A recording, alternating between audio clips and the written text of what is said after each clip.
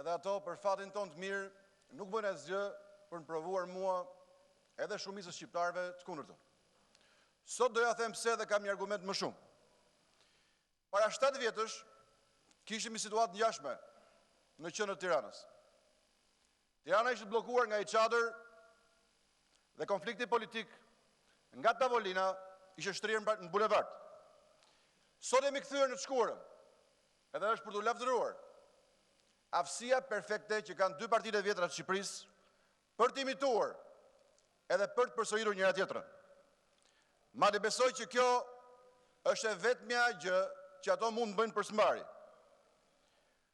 Më vjen mirë sot në fakt ta them që unë nuk kam qenë, edhe nuk do jem, në asnjërin nga këto dy çadra. Nuk isha në çadrën e vitit 2010, edhe nuk mund të jem në çadrën e vitit 2017. Koha më ka dhënë, e sigurisht do m'japi drejt. Sepse në Shqipëri është kthyer në një metodë çadrizmi. Është kthyer metodë pune, çadrizmi. Po çfarë është çadrizmi? Ta dinë shqiptarët. Çadrizmi është një metodë për ta shkatruar Shqipërinë me ngadalë. Dua të shpjegoj sot, në fakt, kush janë ngjashmëritë mes dy çadrave. Asaj të vitit 2010, edhe kësaj që kemi sot në vitin 2017. Në dy rastet. Fatkeqësisht. Nuk ishte nevoja e popullit për më pak taksa, për më pak varfëri, për më pak koncesione, për më pak dhunë, për më shumë liri, për më shumë demokraci, për më shumë solidaritet. Ishte nevoja për karrierë, nevoja për më shumë karrierë, ishte në thelbin e asaj çadre të vitit 2010, edhe kësaj çadre të vitit 2017. Atëherë në fakt, ta dinë shqiptarët, të pasurit pa pushtet protestonin kundër të pasurve në pushtet. Sot pasurit jashtë pushtetit protestojnë kundër të pasurve në pushtet. Atëherë ishte në rrezik karriera e Edi Ramës në vitin 2010. Sot është në rrezik karriera e Lulzim Bashës. Në panik se është duke humbur zgjedhjet. Atëherë ishte Sali Berisha, si thot vetë në balkon. Edhe Edi Rama poshtë balkonin. Sot është Edi Rama në balkon, Sali Berisha në çadër. Atëherë ishte nevoja për të bindur Sali Berishën ta nxirrte Ilir Metën nga kryeministria. Sot është nevoja për të bindur Edi Ramën të fusë Ilir Metën në çadër. Duket fra në mënyrë cinike, edhe qesharake, edhe shumë qesharake, sikur dy partitë të vjetra të Shqipërisë, që në fakt koha provoi se janë të dyja çalamane, futen në grevë edhe në protest për një pataricë, për pataricën e Ilir Metës. Asnjëra nga të dyja nuk vjen dot pushtet me këmbët e veta. E prandaj kërkojnë pataricën e LSI-s. Shikoni pra, sa qesharake ishte edhe mbetet kjo çadër. Por patarica, si të gjitha pataricat, e keni parasysh, ka një zakon. Ajo përdoret edhe kur pronari vdes. Edhe sot, patarica e LSI-s është natën me protestën, ditën kundër protestës. Natën çon protestues në çadër, ditën është kundër çadrës. Do vazhdoj ta bëj këtë gjë. Patarica e LSI-s do vazhdoj ta bëj këtë gjë. Megjithatë, ne kthehemi te çadra.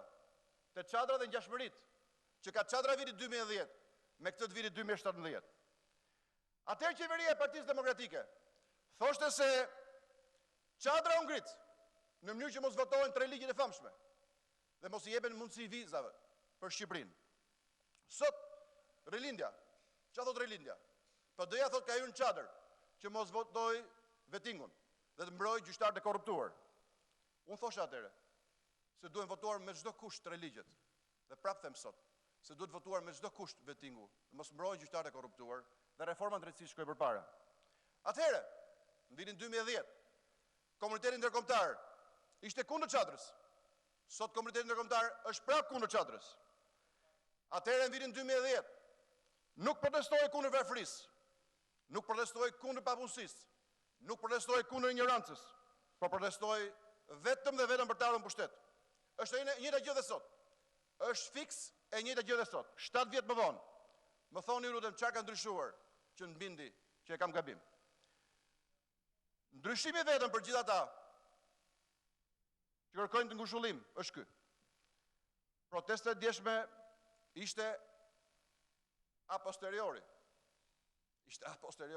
Ishte pra pas zgjedhjeve. Protesta e sotme është a priori, pra është para zgjedhjeve. Ka ishte gjitha. E njëjta gjë bëhet her pas here, vetëm këndi ndryshon, këndi dëmit, se më sa të fakt dëmi është po ai. Shumë njerëz sot në Shqipëri, në fakt, përfshi dhe mua, do donin të ishin në çadër. Në një çadër që merrte përsipër të rrëzonte qeverinë. Po askush nuk do donte të ishte në një çadër që kërkon të kthej Sali Berishën në pushtet. Çadra e Sali Berishës është shumë e vogël për të mbajtur aty gjithë popullin e Shqipërisë që do të rrëzojë këtë qeveri. Unë, natyrisht, jam kundër kthimit të Saliut në pushtet. Jam kundër kthimit të Sali Berishës në pushtet, siç jam çdo ditë për rrëzimin e kësaj qeverie. Edhe jam gati protestoj çdo ditë kundër saj. Pas Sali Berishën jam i bindur, siç është i bindur gjithë Shqipëria. Kjo qeveri do kishte rënë të paktën 10 herë në 40 vjet, sepse Sali Berisha është armiku më i madh i çadrës vet, edhe aleati më i madh i kësaj qeverie. Çështja sot shtrohet se Partia Demokratike nuk është në zgjedhje, nuk është në çadër për zgjedhje të lira. Nëse do donte këtë gjë, ka një mundësi për të na bindur. Teqi dorë nga monopoli që ka për të numëruar votat e tjerëve. Sot Partia Demokratike, bashkë me Rilindjen, ka një monopol mbi zgjedhjet. Ky është një duopol që po shkatron sistemin. Duopoli i cili i jep mundësi Partisë Demokratike të numërojë votat e kundërshtarëve të vet. Kam qenë dje në bisedime edhe me ndërkombëtar. E çfarë thonë gjithë? Partia Demokratike vet nuk do numërim elektronik. E dini pse? Sepse humb monopolin e numëruesve. Humb monopolin e numëruesve të vet. Kjo do ishte një mundësi për të shpërtuar sistemin. Nuk e pranon këtë gjë. Pastaj thotë Rumania. Ka shumë njerëz që krahasojnë me Rumaninë.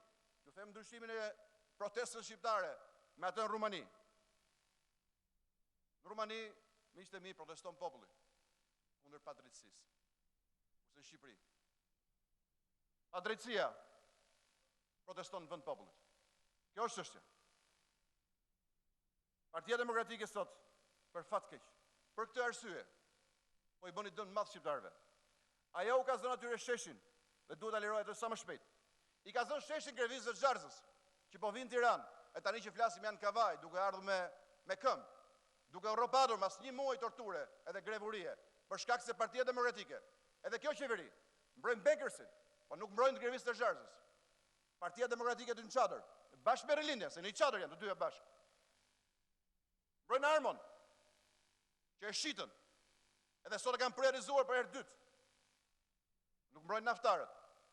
Partia Demokratike mbrojnë universitetet private, bashkë me Rilindjen, duke lënë qindra dhe mijëra studentë të Shqipërisë jashtë universiteteve dhe duke rritur koston e arsimit me të paktën 30% për 10 vjet. Partia Demokratike ishte krijuese e koncesioneve, që kjo qeveri e Rilindjes i vazhdon sot me i kosto gati 600 milion euro për 10 vjet.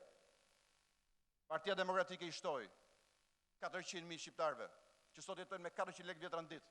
Edhe ata nuk kanë vënë këtë çadra e saj, se është shumë e vogël, shumë e mbytur, edhe shumë e pasur për të nxënë 400.000 shqiptarë me 400 lekë vjetra në ditë.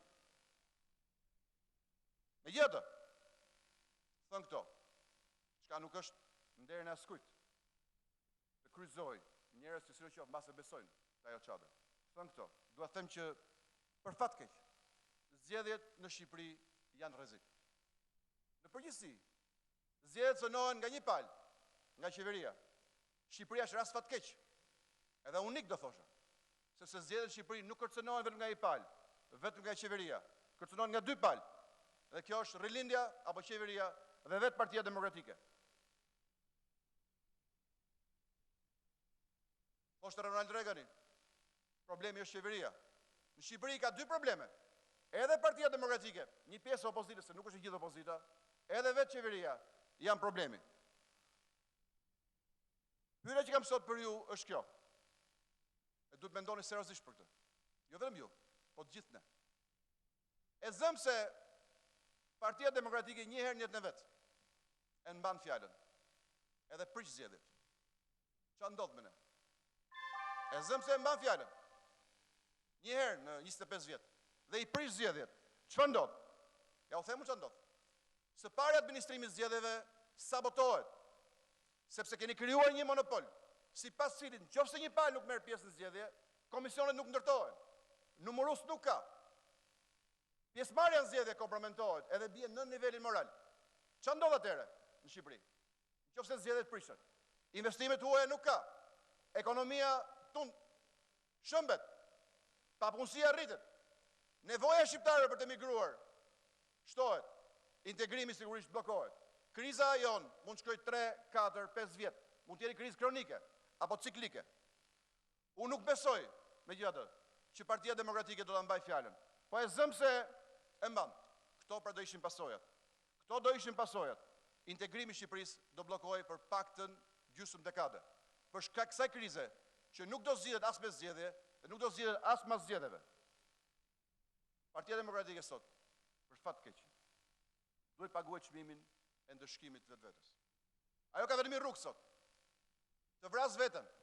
Po, për fat keq. Të vras veten, me shpresë se plumbi do vrasë edhe kundërshtarin e vet. Dhe kjo është vetëm rrugë që ka PD-ja sot. Dyshoj se ka fuqi, edhe ka guxim për të vrarë veten, me shpresë se vret dhe kundërshtarin. Megjithatë, kjo nuk ndalon fare të mendoj për pasojat që mund të vinë. Sot duhet ta them shumë seriozisht gjithëve ju, që vendi ka hyrë në një krizë pa kthim. Dhe kjo krizë, siç e thash, nuk zgjidhet me zgjedhje, do jetë më e rëndë mbas zgjedhjeve. Kjo krizë do jetë edhe më e rëndë se mbas zgjedhjeve. Për fat keq. Për mua fakt për fat mirë. Republika jon po shëmbet. Republika jon po bie. Kjo është Republika e korrupsionit, që vazhdoi 25 vjet. Është fundi i saj. Është fundi i saj. Republika e korrupsionit po shëmbet. Po i afrohemi ndoshta i Republikë 3. E duhet i afrohemi me çdo kusht një Republikë 3. Një Republikë që duhet të shliruar të paktën nga 2 zinxhir që e mbajnë për 25 vjet. Zinxhiri i rilindjes dhe zinxhiri i Partisë Demokratike. Këto dy e mbajnë për 25 vjet lidhur. Këto dy ushqejnë mjerimin, varfërinë, prishjen e zgjedhjeve, korrupsionin, polarizimin, papunësinë edhe emigracionin masiv në një vend i cili zboi 1.3 milion njerëz, më shumë se Bosnia, edhe më shumë se Siria. Unë do doja sot t'ju bëja thirrje të gjithëve. E zakoni pa donte fakt, po zemra s'pa bën. Që tuleshit në një tavolinë për ta zgjidhur të krizë. Po besoj prapë që kjo nuk do ishte zgjidhja e duhur. Nuk mund të ketë bisedime për të mbajtur këtë republikë në këmbë. Dhe bisedimet në të rast do ishin tradhti kombëtare. Nuk keni për çfarë bisedoni me PD-n për të mbajtur në këmbë Republikën e korrupsionit. Republika duhet bjerë, qoftë edhe me kontributin e asaj çadre, që do zinte poshtë, edhe vetë krijuesët e saj, edhe kundërshtarët e saj. Shqipëria sot ka vetëm një rrugë. Të ndërtojë një opozitë re, në mënyrë që nesër të ketë një qeveri 3. Kjo opozitë nuk mund të jetë nesër qeveri. Dhe kjo qeveri duhet të jetë vetëm opozitë. Rruga drejt një vendi normal, të lirë, të begat, paqësor, demokratik. Kalon nga një opozitë tjetër, cila sot rrëzon njëkohësisht edhe Partinë Demokratike, edhe Rilindjen, si dy pjesë të njëjtës monedhës të korrupsionit 25 vjeçar. Miqtë e mi, ka marrë sot ju them, bëhuni gati për të rrëzuar. Edhe unë falenderoj që më dëgjuat, edhe ju uroj shkatrim të mbar. Faleminderit.